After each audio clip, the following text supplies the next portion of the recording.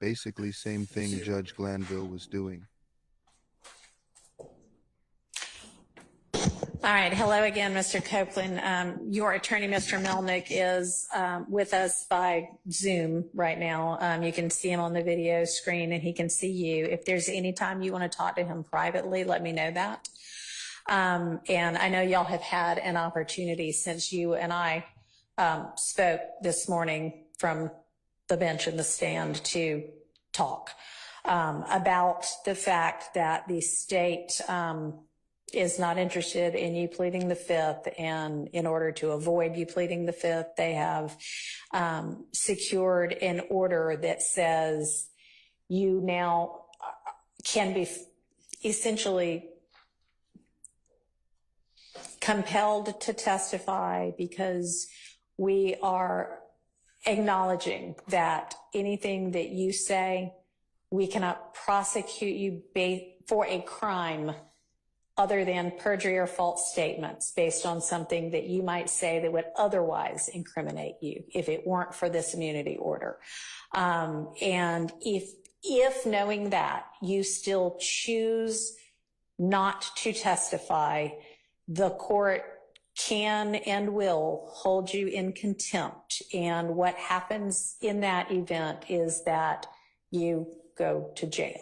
And the length of time that you could be held in jail for, if you don't change your mind and say, okay, I guess I will take the stand, is through the end of this trial. I don't know how long it's going to last. I think previous projections had been February or March of next year. I don't know yet, but I guess that's not outside the realm of possibility. But it would only be through the end of this trial. It would not be through the end of whomever else might be severed from this case and tried later. And I know Mr. Melnick's talked to you in more detail about that. So I want to see if you have any questions of the court about that. I didn't understand. Now you said at the beginning. Didn't understand anything. All right. So. No, I'm saying, like, I heard you, but I don't know what you're talking about. Okay. So tell me what it is that you'd like more information about.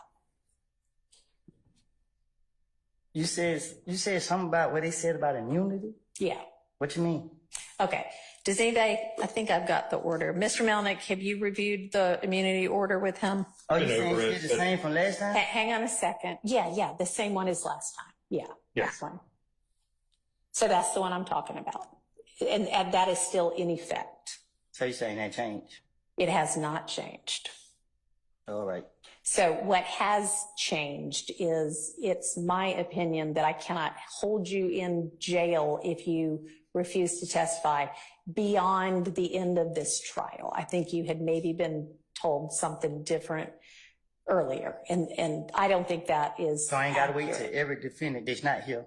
Correct. But you would, if you choose not to testify despite this order, you would potentially be held in jail through the end of this trial, which might be February of next year, might be March of next year. I really don't know. It ends when it ends.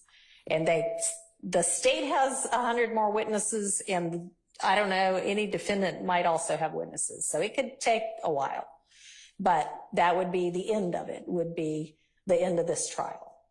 Okay. So do you have any other questions? Okay.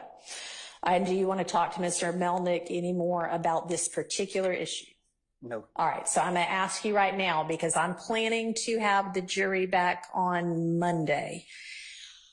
And I am going to tell them, we would essentially start over, because I want you to have a voluntary, to an extent, choice and knowing choice, whether to take the stand and be questioned and cross-examined or not, knowing that if you do, other than if you lie, as Mr. Melnick's discussed with you, and it's something the state knows and can prove, they could charge you with perjury or false statements, but they can't, if you incriminate yourself about another kind of crime, they cannot use that to charge you with a crime. And they can't say, Well, can I speak? You can, yeah, if you have state Huh? I have told the state I have lied and lied and lied and lied. I know. And So how are they going to be able to question me? I mean, that'll be their problem. That's their case to make or not make. I mean, that's not for you or me to worry about. So They said they're going to be able to charge me if I lie. Like, when it's up to them to choose when I'm lying. not prior. You've said you've lied and lied and lied in every, I don't know what you've said, but let's even say you've said you lied in every statement you ever gave to the police. If you get on the stand and say that again, or if you say, all right, this one was the truth, that one they cannot charge you with perjury for, because those are things in the past. What they might be able to charge you with is, I don't know, I mean, give me an example of something that you know he didn't do, and well, maybe not. Never mind. Don't do that. Can I give you an example for what they told me? Yeah, yes. And then I'll see whether that's what I think or not. Yes. So she said that the only reason she won't lock me up, I just want to know if it still applies. Okay. She said if I do two things, if I plead the fifth and I say that I killed Donovan Thomas. Okay. She said if I don't say them two, she will not lock me up. All right. What was the first one? Pleading the fifth. Say it again. Taking the fifth, Judge. Taking the fifth. Okay, right. And you can no longer, so taking the fifth means I might say something that gets me in criminal trouble. I might give you evidence against me that you could then use against me. That's what it means to take the fifth, is say, I am not going to give you evidence to use against me to charge me. When they give you that immunity order, immune just basically means we can't do this anymore. It's like if you get an immunization, oh, I'm not going to get the measles now, right? Because I'm immune from it. Because it's like getting you a shot that says, I can admit to a crime on the stand, they can't charge me with it. They have said you no longer have a privilege against self-incrimination because we have committed to not being able to prosecute you, not being able to bring criminal charges against you because of what you say. We cannot take that evidence and use it against you. We can't take that evidence. If you say, well, I committed some crime. Here's what I committed it with. I buried it in the yard. They can't go dig it up in the yard and then say, well, we've got this. They can't use any of that. So that's why taking the fifth at this point would get you in trouble. Being held in contempt is what we So what if they don't have formally call it. they facts together? Like they saying something that they don't know what they're talking about, and then they ask me about it. They can ask you about anything they want to. If in your answer you admit to a crime,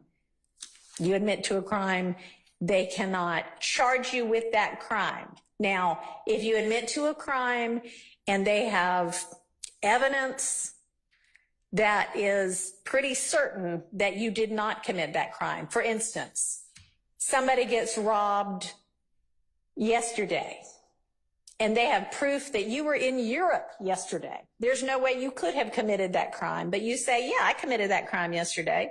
That was here in Atlanta when they know you were in Europe, and they got video of you in Europe, and you sent a postcard that said, I'm having fun in Europe. That would be proof that you're lying. And so that they could charge you with perjury for, okay? Or false statements for. Okay. Okay?